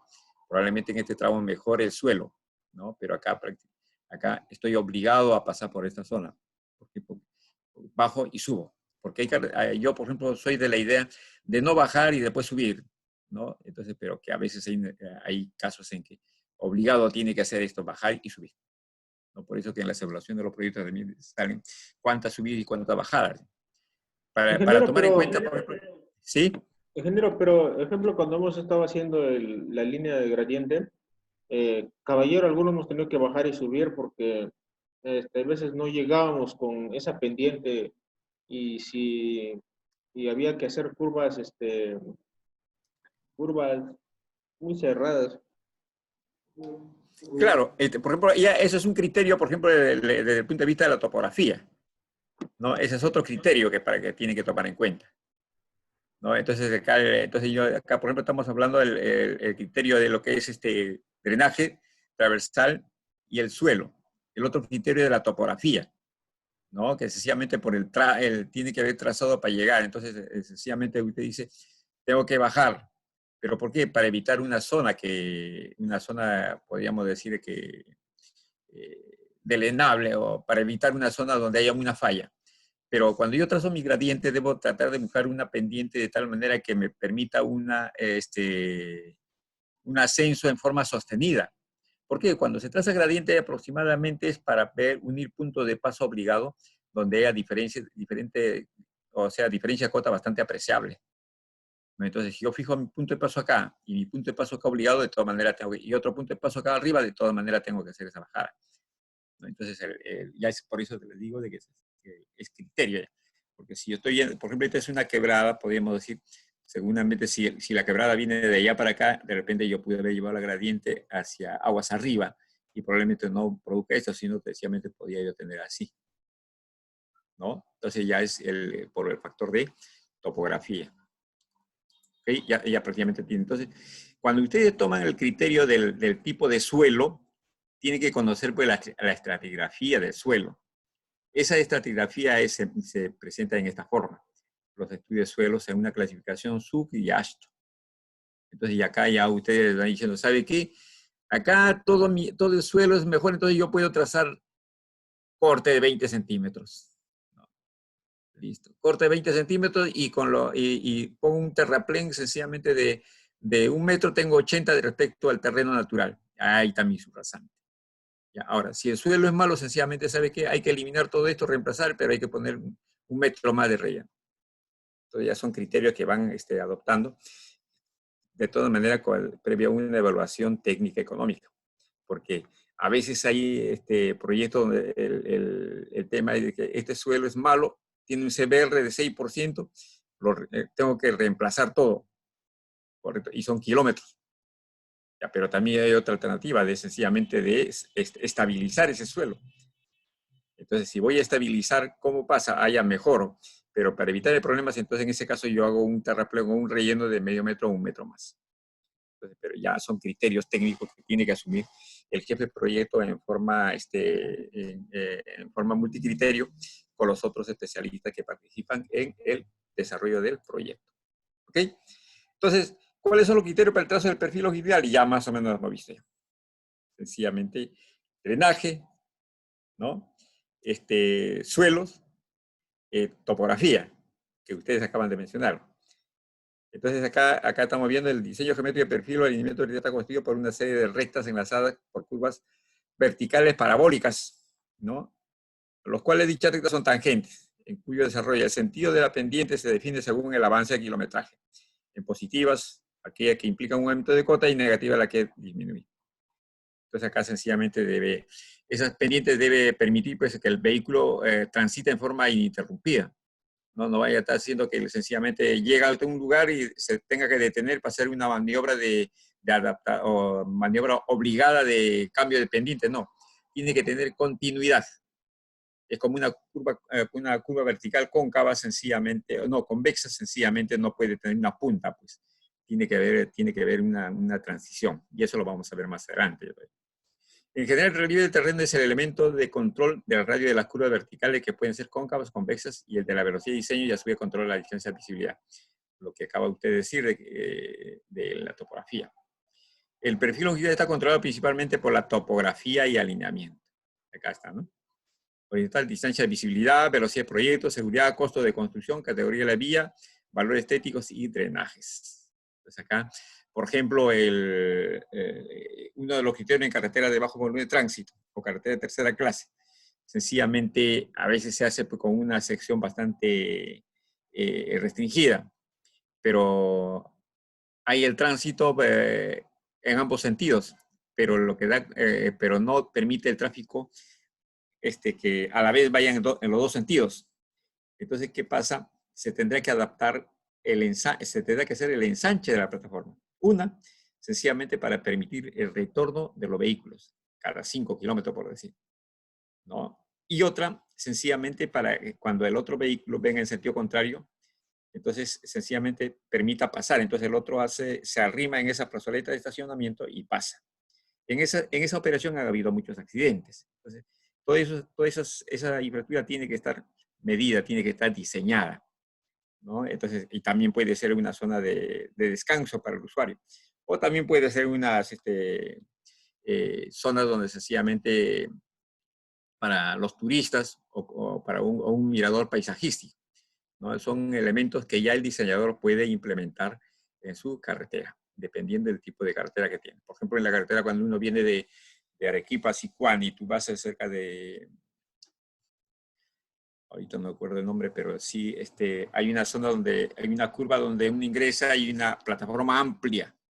Parece que han hecho allí han hecho un terraplén con todos los excedentes de terreno y es amplia y uno puede entrar, uno puede incluso quedarse a dormir ahí haciendo una carpa y no pasa nada y tiene bastante espacio. Y es un mirador también, ¿no? Entonces, así como eso se puede aprovechar. ¿Okay? El terreno plano por razón de drenaje rasante tiene que estar sobre el nivel. Así como les decía, el tipo de suelo, sencillamente si una zona de fango tengo que levantar por cuestión de drenaje, ¿no? Por ejemplo, en la zona de Puno, hay tramos donde la carretera está en terraplén, pero en la parte baja se ha hecho primero un pedraplén. ¿Para qué? Porque cuando llueve hay zonas donde se inunda, se llena de agua. Entonces el agua pasa de un lado para otro. Entonces, si usted hace un terraplén que no permite ese paso, prácticamente va a funcionar como una esclusa. No, diré como como un dique. Entonces, el agua que está a un solo lado y el otro no hay, entonces a veces sencillamente puede haber problemas. Entonces, se hace, la solución es dejar que el agua pase de un lado a otro en forma normal, ¿no? Entonces, hay procedimientos. En terreno accidentado, en lo posible, el rasante deberá adaptarse al terreno, evitando tramos en contrapendiente, eso es lo que le decía, ¿no? En terreno accidente, es posible el rasante deberá adaptarse al terreno, evitando los tramos en contrapendiente para evitar alargamientos innecesarios. A eso le decía de que para qué voy a bajar y después subir. Entonces, hay que evitar eso. Claro, en algunas situaciones es inevitable. En terreno escarpado el perfil estará condicionado por la divisoria de aguas, definitivamente, porque siempre las aguas son las que, la divisoria es el que define, ¿no? Cuál es el perfil, o por dónde debo trazar el perfil. Es deseable lograr una rasante compuesta por pendientes moderadas que presenten variaciones graduales de los alineamientos, compatible con la categoría de la carretera y la topografía del terreno. Por ejemplo, aquí estas pendientes moderadas, por cuestiones ambientales, ¿no? y evitar que se produzcan gases de efecto invernadero, hay recomendaciones de que las pendientes de la carretera no deben ir más de 4%. ¿Por qué? Porque en pendientes, por ejemplo, a partir de 4%, 5%, los vehículos pesados, incluso los ligeros, tienen que ir a su máxima potencia. Y para ir a su máxima potencia, tienen que quemar combustible también en mayor cantidad. Entonces, al quemar ese combustible se convierte en gas y eso sale al medio ambiente. Entonces, la cantidad de gases de efecto invernadero son altos, ¿no? Ingeniero, pero creo que acá la mayoría ha hecho con 8%, 6% en el trazo. Es que sencillamente tienen el criterio de que la carretera tenga menor longitud, ¿no? Y sin pensar en ¿cómo se llama? En el tiempo, en el costo de operación. Por ejemplo, el tramo de Chosica a Ticlio atiende el mismo volumen de tráfico que va de Ticlio a Loroya. Sin embargo, el de Chosica a Ticlio hay bastante congestión por pendiente. Y si usted viaja hacia el centro y en la zona de Ticlio, de noche, por ejemplo, incluso de día, sientes el olor sencillamente del combustible quemado, del humo, así fuerte, ¿no? Entonces, pero en las partes bajas, pues ya no sientes mucho, o cuando estás bajando tampoco ya no sientes. No es que el viento lo haya disipado, sino sencillamente está concentrado en la zona por la cantidad de combustible, porque el tráfico por la zona de Ticlio, por ejemplo, a eso de la 1 de la mañana, 2 de la mañana o 12 de la noche es bastante intensa, ¿no? Entonces, y todos los vehículos pesados están trabajando a su máxima potencia. Así es. Ahora, los valores especificados para pendiente máxima y longitud crítica podrán estar presentes en el trazado si resultan indispensables. Sin embargo, la forma oportuna de su aplicación serán las que determinen la calidad y apariencia de la carretera terminada. Eso lo vuelvo a mencionar, la carretera Chosica, Ticlio, Loroya, ¿no? Entonces, por ejemplo, antes sencillamente se trataba de hacer, como les había dicho en la clase anterior, zona de desarrollo, y entre desarrollo y desarrollo la máxima pendiente. Pero a veces esa longitud de máxima pendiente es bastante, son kilómetros, ¿no? Cuando sencillamente vamos a ver más adelante cómo influye en esas pendientes fuertes en la velocidad de viaje y de esos camiones o esos vehículos pesados y a su máxima potencia. Entonces ya más o menos, ahora dice acá, deben evitarse el rasante al lomo quebrado. Esas son curvas verticales del mismo sentido, pues, ¿no? Que sencillamente que deben evitarse. Si las curvas son convexas, se generan largos sectores con visibilidad restringida, y si ellas son cóncavas, la visibilidad del conjunto resulta antiestética y se crean falsas apreciaciones de distancia y curvatura. Por ejemplo, en el manual de diseños geométricos hay unas apreciaciones de lo que no debe hacerse desde el punto de vista de paisajista y estética. Alguna vez un arquitecto dijo que el diseño geométrico de la carretera era lo más horrible que había visto.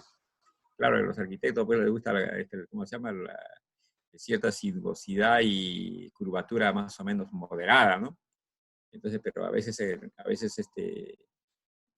nosotros en carretera, porque las carreteras son varios kilómetros, no es un kilómetro ni 500 metros, ¿no? Entonces, sencillamente son porque, por ejemplo, los arquitectos pueden de repente ayudar a diseñar una carretera de acceso de repente a un balneario, ¿no? Desde la Panamericana al balneario, que son bastante cortas, y pueden decir, se puede forzar a lo mejor, a la mejor geometría desde el punto de vista estética incluso. En pendiente que superen la longitud crítica, establecí como deseable para la categoría de carretera en proyectos, se deberá analizar la factibilidad de incluir carriles para tránsito lento. Vamos a ver esta longitud crítica. ¿Saben ustedes el concepto de longitud crítica? ¿Alguien sabe? ¿Escucho, muchachos? Creo que se quedó dormidos. ¿Aló? ¿Aló? Sí, ingeniero, sí se escucha. Ya. Entonces, ¿tienen conocimiento de la longitud crítica? Probablemente que no. Lo vamos a ver más adelante. En pendiente de bajadas largas y pronunciadas, es conveniente disponer cuando sea posible carriles de emergencia que permitan maniobra de frenado. Esos son los lechos de frenado, porque a veces en bajadas, por ejemplo, bastante pronunciadas, sencillamente el vehículo está avanzando y de repente pierde los frenos, ¿no? Por recalentamiento de los sistemas que permiten el frenado de los vehículos, ¿no? Entonces el conductor conduce el vehículo a esa zona, ¿no? Si está cerca, puede conducir y meterse y puede parar, pues. Por ejemplo, recuerdo allá en Brasil hace unos años, un equipo de fútbol viajaba hacia otro estado, y resulta que el vehículo perdió los frenos, pero resulta que había unos letreros que decía lecho de frenado a 300 metros. El chofer comenzó a seguir manejando, llegó a los 300 metros de control y ¡fua! Se metió al lecho de frenado y no pasó nada. Solamente que el susto, porque el lecho de frenado tiene un ancho y una pendiente y contrapendiente, y también tiene el material que está construida la calzada. Es un material suelto que permite que las llantas se hundan suavemente y quede estancado el vehículo. Acá, por ejemplo, en la bajada de Nazca, cuando uno viene del sur para norte, uno pasa la bajada de Nazca, hay una curva hacia la izquierda, saliendo de la Pampa de Nazca a la izquierda, y ahí es una pendiente fuerte. Y hay una pendiente, después hay una curva a la derecha, pero antes de esa curva a la derecha, esa pendiente han hecho una rampa para un lecho de frenado hacia adelante. Pero ese lecho de frenado, lamentablemente, porque estaba en terraplén. No sé si hasta ahora lo siguen usando, pero estaba en terraplén. Y sucede una desgracia que un camión que traía, como pasajeros, traía jugadores de fútbol de la zona de Nazca, perdió los frenos y se metió a esa zona. Pero llegó ahí a la zona del lecho de frenado, pero el suelo no era tan adecuado, y en eso sencillamente se ladeó el camión y se volteó igual, ¿no? Y fue un desastre bastante con alta fatalidad. Entonces, esos lechos de frenado también tienen que ser diseñados y sencillamente adecuadamente construidos. La pendiente máxima, hay una tabla que se muestra acá los valores. Acá pendiente mínima por el punto 50, por cuestión de drenaje. Pero en zonas planas incluso se admite hasta punto 35, también por cuestión de drenaje, ¿ya? Y la pendiente máxima sí está en la tabla 303.01, que está acá. Pueden ver ustedes para autopistas, para carreteras, ¿no? De este volumen, y para carreteras de tercera clase, o sea, menores a 400 vehículos por día. Entonces, para cada velocidad hay diferentes tipos dependiendo de la orografía y el tipo de carretera, por ejemplo, para 60 kilómetros por hora, sencillamente, si estamos en esta carretera de segunda clase, sencillamente pues, hasta 6%, 7%. Acá en estas carreteras, donde son más accidentadas ya para orografías bastante fuertes, están las máximas, 9%. Acá en tercera clase hasta el 10%, ¿no? Entonces, por ejemplo, hay proyectistas de carretera de Provía descentralizado dicen que ellos exigen pendientes mayores, ¿no? Para ganar altura y economizar.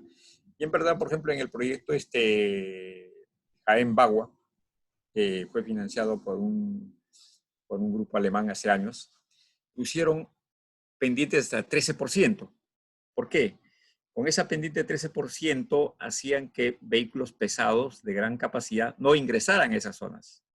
Y también limitaron en la capacidad de los puentes. ¿Pero por qué? Porque sencillamente esos vehículos pesados, cuando ingresan a una zona por la gran capacidad que tienen, no regresan hasta no llenar la carga. Y llenar la carga significa depredar el bosque o la ganadería que existe en esa zona. O sea, son razones ya no son razones técnicas, sino son razones sencillamente económicas o de guardar el medio ambiente, ¿no? Entonces, hay varias razones con las cuales uno puede hacer, proyectar con algunas pendientes extraordinarias.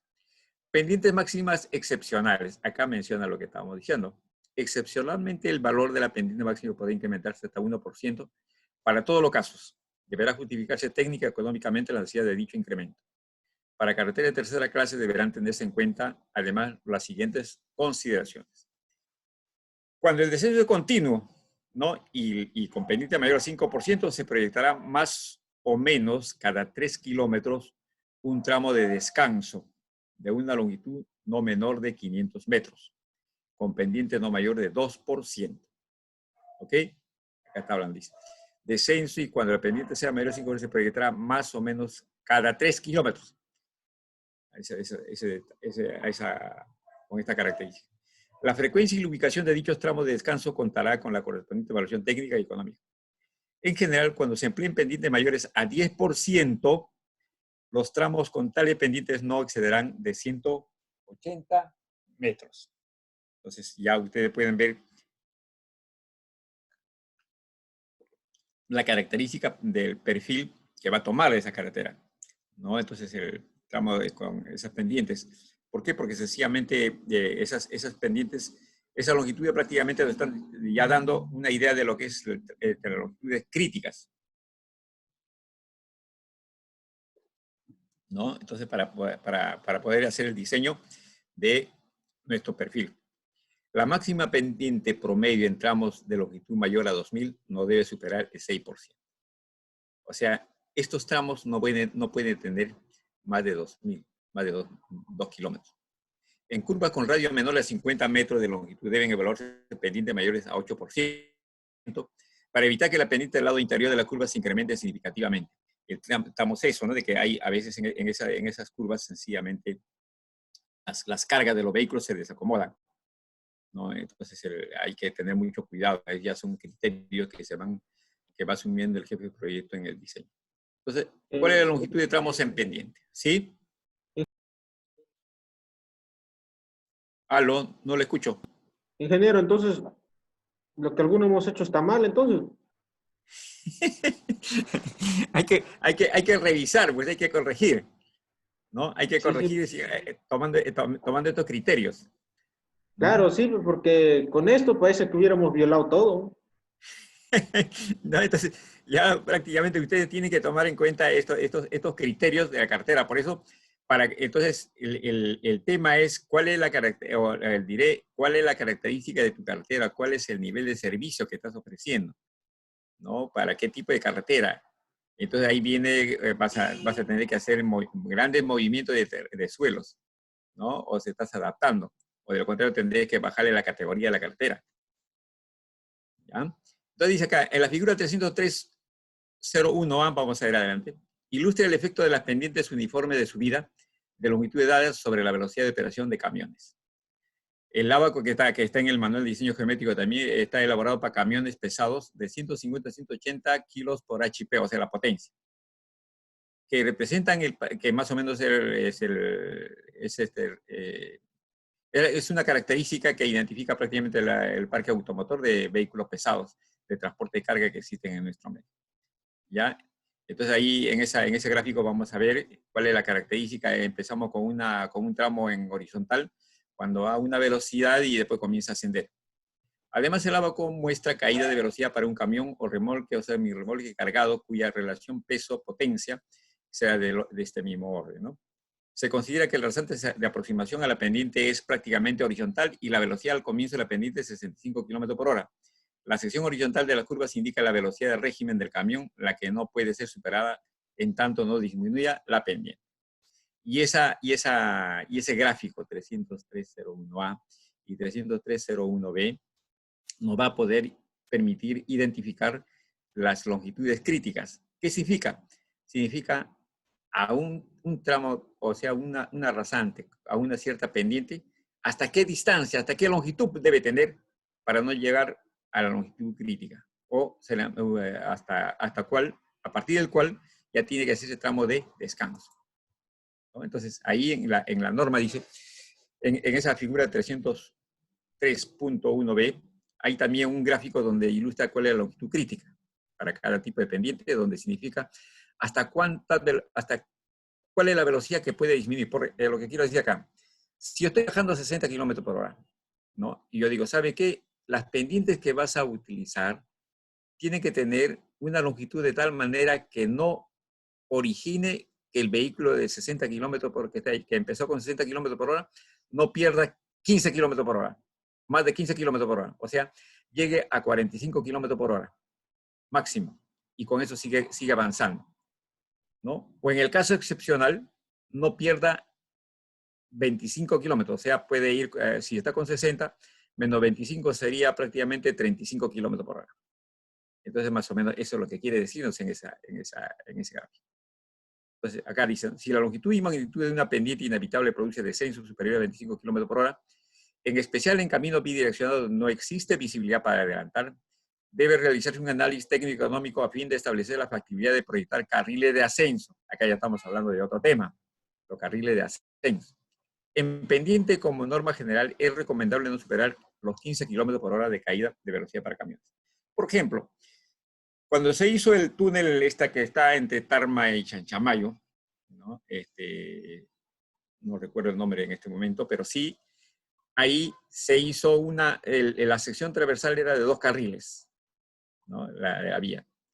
Entonces, cuando se estuvo evaluando, pregunté yo, ¿cuál era la pendiente? Ah, me dijeron 4%, 4 o 5%. Ah, caramba, le digo. Por la longitud que tiene este túnel, los vehículos que vienen de Tarma hacia Chanchamayo van a tener buena performance, pero los vehículos que vienen de Chanchamayo hacia Tarma, se va a hacer una cola, le digo.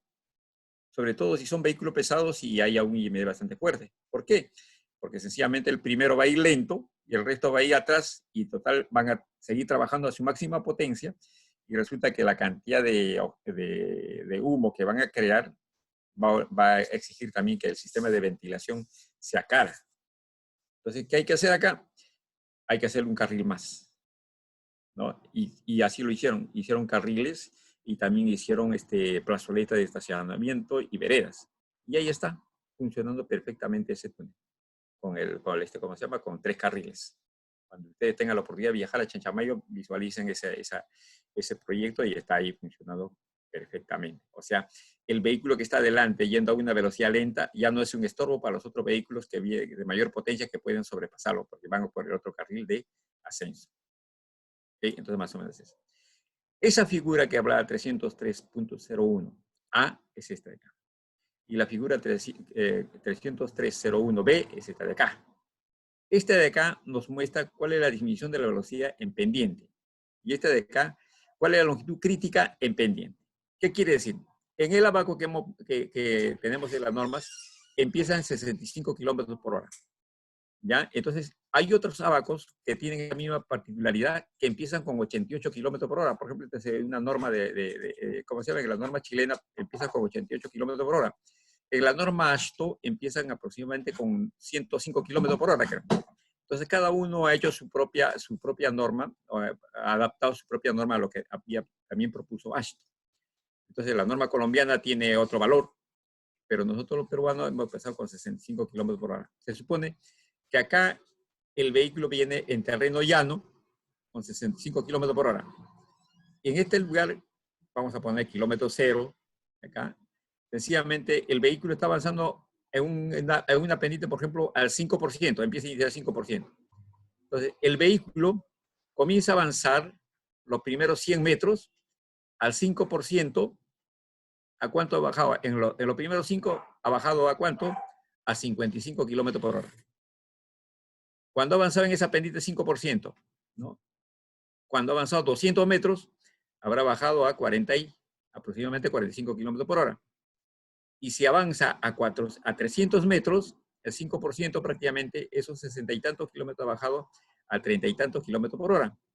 A tal punto que cuando llega más o menos a los 400 metros, ya el carro está viendo a 28 kilómetros por hora. Y cuando llegue acá a los 500 metros, sencillamente ya va a una velocidad de 20 kilómetros, y si sigue avanzando va a ir a una velocidad de 15 kilómetros por hora. Esta es la justificación que ustedes pueden encontrar por qué en la carretera de Chosica a Ticlio los vehículos van en forma lenta. ¿Por qué? Porque las longitudes de tramos en pendiente fuerte son bastante largas. ¿Ok? Entonces ustedes pueden ver el por qué. Entonces, por ejemplo, si hay una carretera de 2%, por ejemplo, si empezó con 65, por ejemplo, acá sencillamente ha avanzado 600 metros, está bueno. Por ejemplo, si acá la norma me dice, se debe aceptar que debe solamente avanzar, no, perder 15 kilómetros. O sea, si empiezo con 65 debe ser 50. Si estoy en una pendiente de 5%, acá sencillamente, para cumplir con eso, yo solamente debo llevar a 150 metros. O sea, cada 150 metros debo cambiar de pendiente, o sea, hacer zona de descanso. Ahora, si yo permito que baje hasta 25 kilómetros por hora, ya donde sencillamente por casos extraordinarios, donde también ya puede empezar a hacer el carril, sencillamente puedo yo hacerlo cada 300 metros aproximadamente, con esa pendiente, para no bajar más de eso. Pero en nuestro medio, pues, estamos bajando hasta estos kilómetros, hasta 20, 15 kilómetros por hora. Y por eso que la tremenda congestión que se hace en las carreteras. Entonces, acá el otro gráfico sencillamente nos muestra de que si yo empiezo con 65 kilómetros por hora y estoy avanzando y digo, ¿cuál será? Por ejemplo, estoy avanzando y si estoy en una zona con 5% de pendiente y sencillamente no quiero perder más de 20 kilómetros por hora. Más de 20 kilómetros por hora. Entonces vengo acá, 5%, 20 kilómetros por hora pérdida. Entonces, ¿qué distancia me permite eso? Ajá, 180 metros. Si estoy con 5% y puedo perder hasta 30 kilómetros por hora, por decir acá, ¿no? Acá, hasta 290 metros. Esa sería mi longitud crítica. O sea, cada 200 metros, 300 metros debo hacer mi PI vertical. Eso es lo que quiero decirles.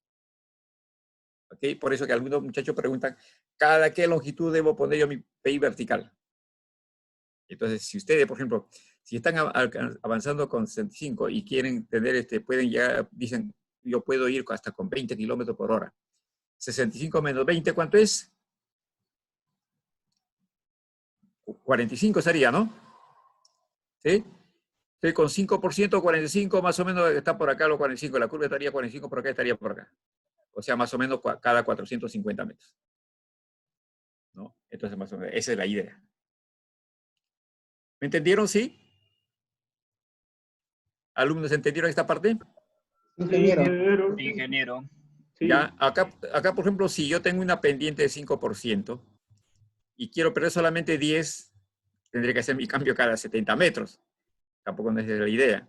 Y si sencillamente verifico que cada 25 kilómetros hasta 25, ya más o menos 150.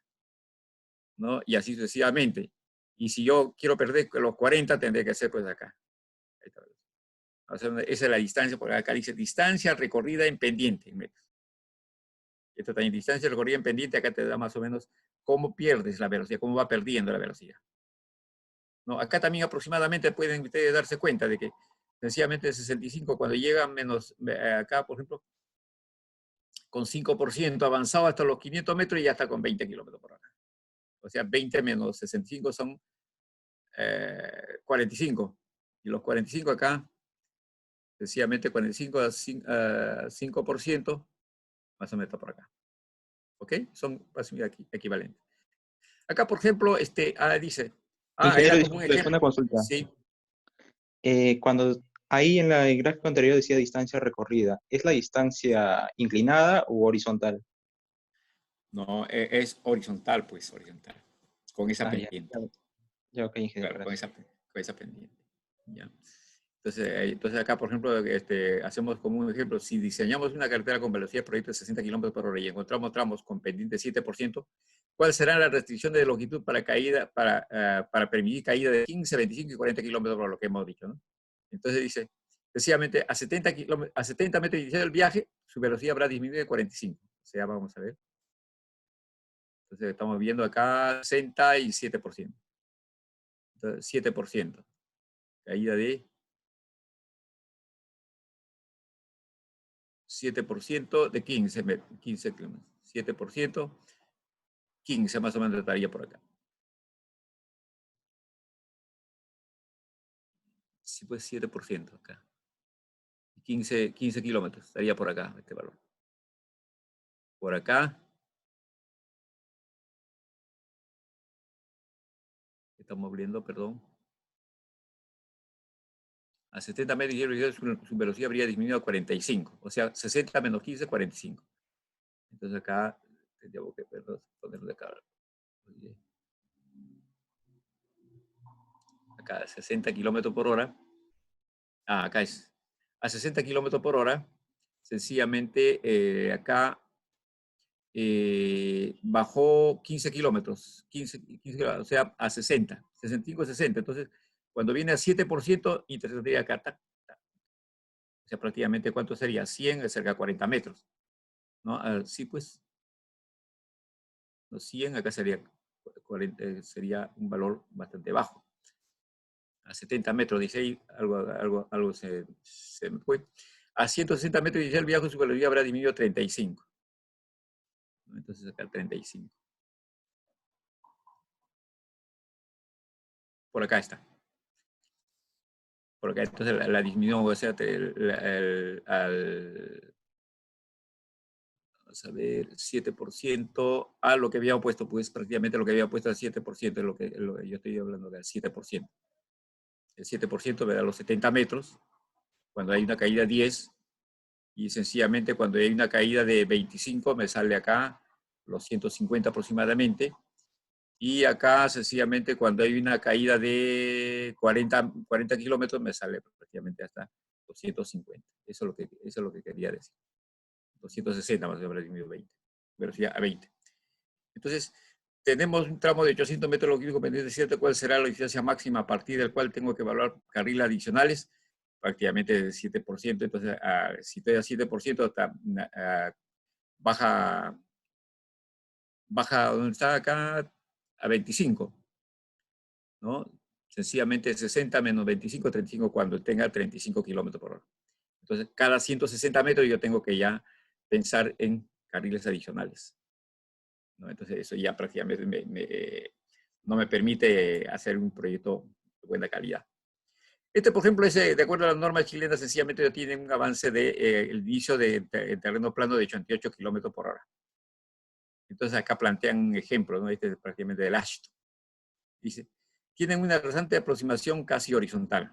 En el caso nuestro también tenemos una rasante aproximación casi plano, ¿no? Pero con 65 kilómetros por hora. Acá ellos plantean con 88 kilómetros por hora. Entonces ellos dicen, tienen una zona de canal libre con 4%. Este 4% está acá por acá, esta línea, 4%. 4%. ¿Ok? Entonces 4%. Reducción de velocidad aceptable, 24 kilómetros por hora. Entonces para esa longitud aceptable de 24 kilómetros por hora, prácticamente la longitud crítica es 570 metros. Entonces acá, 24 kilómetros menos 88 serían 64. Entonces acá vemos acá 64 acá. 64 kilómetros y acá tenemos la pendiente 4, viene acá y sale pues cerca de 500 y pico, 570 metros. ¿Ok? Más o menos esa es la que se está obteniendo. Ahora, por ejemplo, dije acá hay dos tramos. Tiene un tramo de aproximación de 3% y después llega otro tramo de 5%. Entonces, en el tramo con 3% llega prácticamente en 260 metros. ya acá. ¿No? Entonces el 3%, decía, aproximación de aproximación más 3% en 260 metros. Acá 260 metros es el tramo de aproximación a 3%, está la curva de 3% está acá. 3%, 260 metros. Ese es un dato que tiene. Entonces, ya ahí ¿cuánto ha bajado? De 88 a 80 aproximadamente ha bajado 8 kilómetros. ¿No? Entonces, el tema es, la reducción de velocidad aceptable está 24 kilómetros. Entonces acá dice, con pendiente por 60 y desciende en este tramo 8 kilómetros, o sea, con 80. Entonces, y todavía le pone 8 para menos 24, sí, pues sería 16. Todavía le queda 16 kilómetros por reducir. O sea, tendría que ser 16 kilómetros, tendría que ser acá 88 menos 16, acá 64. A 64 viene acá, intercepta esta curva de 4% y llega a 570 metros. Ahí está. Entonces, más o menos esa es la forma de calcular las longitudes críticas, y también tiene el mismo abaco que el de nosotros. Este de acá es el 5%, que llega a 16.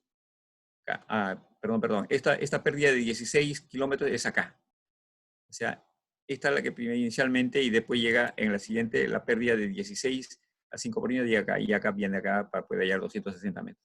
O sea, en total, en todo ese tramo ahí a 260 más 260 sería 520 que ha recorrido el vehículo hasta llegar a ese punto. Más o menos esa es la idea. A ver, Edward, hasta acá.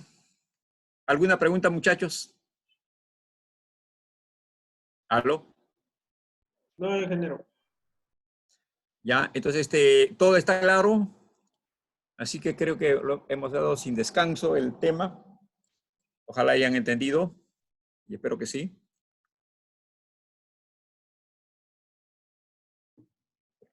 Entonces ya ustedes tienen la respuesta cuando digan cada qué longitud debo poner los PIs.